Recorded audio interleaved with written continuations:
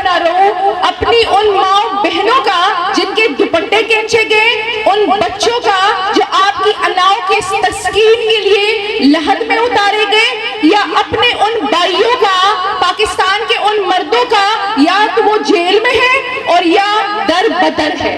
ہم پل صراط سے نہیں گزرے، ہم پہ قیامت صغریٰ گزری ہے، لیکن آج ہمیں انہوں نے کہا کہ آپ کے ٹرائل شروع ہو رہے ہیں، تو ایک تو ہم ملٹری کورٹ کو مانتے ہی نہیں ہے، تو پھر ٹرائل کس حیثیت میں شروع ہو رہے ہیں؟ لیکن چونکہ ٹرائل شروع کرا دیے ہیں، سپریم کورٹ آف پاکستان نے کہا تھا کہ ملٹری کورٹ کے ٹرائل شروع ہونے سے پہلے اٹارنی جنرل انفارم کرے گا، لیکن انہوں نے چپ چپ کے ٹرائل شروع کر دی اور سپریم کورٹ آف پاکستان کے آرڈر کی دھجیاں اڑا دی۔ میری ملاقات ہوئی وہاں ایک بچے سے جس کا میں نے ٹویٹ بھی کیا تھا، اور جو جس کے بعد مجھ پہ انہوں نے کہا کہ انکوائری بھی اس پہ شروع کریں گے، لیکن میں یہاں علیان پھر سے وہ بات کرتی ہوں۔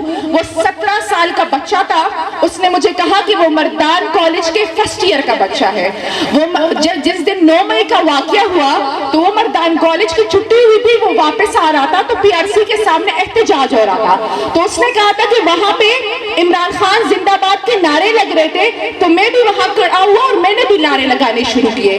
تو جب ہم سب نعرے لگا رہے تھے، کچھ لوگ انہوں نے توڑ پھوڑ بھی کی، کیونکہ میں اس کی بات نہیں کری کہ نہیں ہوئی، لیکن اس نے کہا کہ وہاں پہ ایک پی آر سی کے اوپر دیوار پہ ایک سفید کپڑوں میں ملبوس ایک آدمی تھا، اس کے ہاتھ میں فون تھا اور وہ اپنے فون سے ہمیں اشارے کر رہا تھا کہ اندر آؤ اندر آؤ۔ تو کہتا ہے کہ نیچے سے ہم نے اسے بھی مارنا شروع کر دیا۔ اس بچے کا کچھ بھی نہیں آیا ہے ویڈیو میں، اس بچے کا صرف یہ آیا ہے ویڈیو میں کہ وہ نیچے سے پتھر باہر سے پی آر سی کے باہر سے پتھر اٹھا کے مار رہا ہے، اور اس کو اس جرم کی پاداش میں ملٹری کورٹ ہینڈ اوور کر دیا گیا ہے۔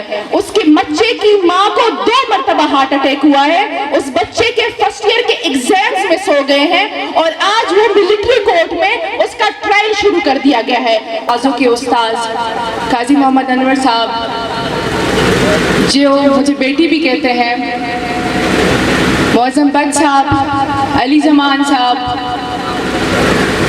مردان کے ندیم شاہ صاحب، اظہر رحیم صاحب، مردان بار ایسوسی ایشن، تقبے بار ایسوسی ایشن، لاہور بار ایسوسی ایشن، میرے سینئر، میرے ہم عمر اور جونیئر اور میری خواتین وکلا، السلام علیکم۔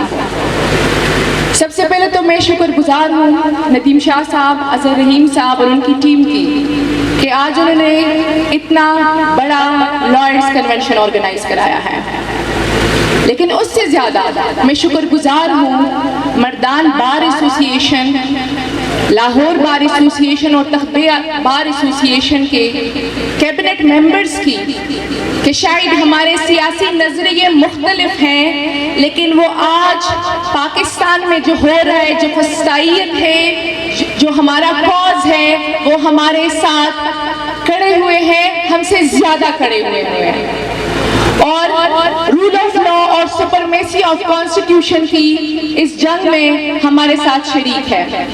رول آف لا اور سپرمیسی آف کانسٹیٹیوشن پہ تو قاری صاحب ہی بات کریں گے، لیکن مجھے سمجھ نہیں آ رہی کہ میں یہاں پہ اپنی شروعات کس ظلم سے کروں۔ پاکستان میں پچھلے 1 سال اور اس کے بعد 9 مئی سے جو فسطائیت، جو ظلم شروع ہے، مجھے نہیں سمجھ آ رہی کہ میں کس سے اپنی شروعات کروں۔ پہلے تو ہمارے ملک کی بقا پہ حملہ ہوا اور ریجیم چینج ہوا۔ ہمیں کہا گیا تھا کہ ایک ڈرامہ ہے، سائفر تو آیا ہی نہیں تھا، اور آج اسی سائفر کی گمشدگی پہ پاکستان کے ایکس پرائم منسٹر پہ مقدمہ درج ہے اور وہ اڈیالہ جیل میں ہے۔ اس کے بعد ظلم الفسطائیت کے ریکارڈ توڑے گئے۔ 9 مئی کے بعد تو مجھے سمجھ نہیں آ رہی کہ میں کس کا رونا رو اپنی ان ماں بہنوں کا جن کے دوپٹے کھینچے گئے، ان بچوں کا جو آپ کی اناؤں کے تسکین کے لیے لحد میں اتارے گئے، یا اپنے ان بھائیوں کا، پاکستان کے ان مردوں کا یا تو وہ جیل میں ہے اور یا در بدر ہے۔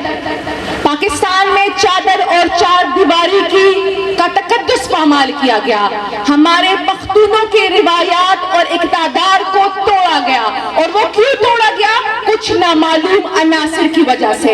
और अगर आज हम यहाँ पे हैं तो शुक्रिया मैंने बार एसोसिएशन का इसलिए अदा किया कि ये वकला यूनिटी ही है कि नामालूमों के हाथ हम तक, हमारे काले कोट तक नहीं पहुंच सकते। वो ज्यादा से ज्यादा क्या कर लेते हैं, वो इंतजामिया को लेकर हम पे FIR दर्ज कर लेते हैं। तो यहाँ इस स्टेज पे मैं उनको बताना चाहती हूँ कि आपके इन जाली FIRों की हमारी आंखों में कोई अहमियत ही नहीं है। ये जेल और कोर्ट्स हमारे घर है, और ये जो जाली FIR आप वकला पे दर्ज कराने की कोशिश कर रहे हैं और आप समझ रहे हैं कि आप वकला को डरा देंगे, तो आपके उन FIRों पे अदालत में लोग पकोड़े खाते हैं। तो आप समझते हैं कि हम आपसे डर जाएंगे, कोशिश भी मत कीजिएगा कि आप हमको डरा लेंगे। यहाँ पे बात कर रही हूँ मैं क्योंकि मैं मर्दान आई हूँ, और मर्दान में आपने 9 मई से देखा कि पूरे खैबर पख्तूनख्वा की रिवायात और इक़्तिदार को तोड़ा गया।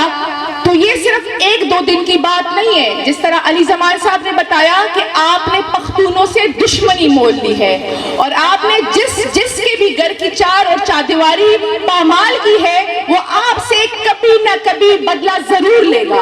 आज शायद उसके हाथ बंधे हुए हैं, लेकिन कभी ना कभी तो कानून की हुक्मरानी आएगी ना, और जब कानून की हुक्मरानी आएगी तो फिर मुझे नहीं समझ आ रही कि आपका क्या होगा। यहाँ मैं पेशावर हाई कोर्ट की स्पेशल शुक्रगुजार हूँ अपनी आला अदलिया की कि उन्होंने खैबर पख्तूनख्वा की हद तक रूल ऑफ लॉ की रिट कायम कर दी है, और आहिस्ता आहिस्ता हालात नॉर्मल हो रहे हैं। लेकिन चूंकि आपको पता है कि 9 मई के बाद एक पूरा सिस्टम डेवलप हुआ और हमारे लोग मिलिट्री को हैंड ओवर हुए, सिविलियंस मिलिट्री को हैंड ओवर हुए। यहाँ पे मैं सिर्फ उसकी बात करना चाहती हूँ। मर्दान के 7 लोग मिलिट्री को हैंड ओवर हुए थे, और मैं खुद शाह फैसल उस्मान खील साहब और रियाज पिंदा खील साहब समेत उनको मिलने मिलिट्री कोर्ट गई थी। मेरी उन 7 में से 6 लोगों से मुलाकात हुई।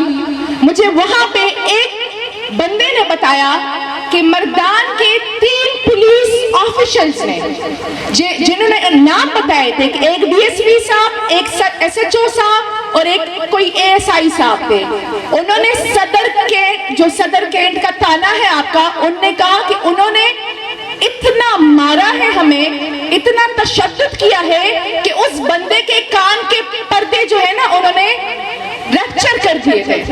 इतना मारा था कि उनके जो, वो मुझे बता नहीं सकते थे कि उनके जिस्म पे कहां कहां जख्म है, इतने बुरी तरीके से। और उनसे कह रहे थे कि आप हमें जबरदस्ती का बयान रिकॉर्ड करें। एक और बंदे ने मुझे बताया कि मुझसे फोन लिया था, मेरे फोन में मेरी बीवी की तस्वीरें थी, मुझे उस तस्वीरों पे ब्लैकमेल किया था, मर्दान पुलिस ने ब्लैकमेल किया था। मुझे एक और बंदे ने बताया कि हमारे साथ जो हुआ है हम आपको बता नहीं सकते, और उसके बाद हमसे बयानात लेके मिलिट्री कोर्ट हैंड ओवर किया गया। मैंने उनसे पूछा कि आपके यहाँ पे क्या हालात है। उन्होंने कहा कि पहले तो हमारे साथ यहाँ भी बहुत बुरा हुआ है, हम पुलिस राज से नहीं गुजरे, हम पे कयामत सुगरा गुजरी है, लेकिन आज हमें, उन्होंने कहा कि आपके ट्रायल शुरू हो रहे हैं। तो एक तो हम मिलिट्री कोर्ट को मानते ही नहीं है, तो फिर ट्रायल किस हैसियत में शुरू हो रहे हैं। लेकिन चूंकि ट्रायल शुरू करा दिए हैं, सुप्रीम कोर्ट ऑफ पाकिस्तान ने कहा था कि मिलिट्री कोर्ट के ट्रायल शुरू होने से पहले अटॉर्नी जनरल इन्फॉर्म करेगा, लेकिन उन्होंने चुप के ट्रायल शुरू कर दिए और सुप्रीम कोर्ट ऑफ पाकिस्तान के ऑर्डर की धज्जियां उड़ा दी। मेरी मुलाकात हुई वहां एक बच्चे से, जिसका मैंने ट्वीट भी किया था, और जो जिसके बाद मुझ पे उन्होंने कहा कि इंक्वायरी भी इस पे शुरू करेंगे। लेकिन मैं यहाँ अलीलान फिर से वो बात करती हूँ, वो 17 साल का बच्चा था, उसने मुझे कहा कि वो मर्दान कॉलेज के फर्स्ट ईयर का बच्चा है।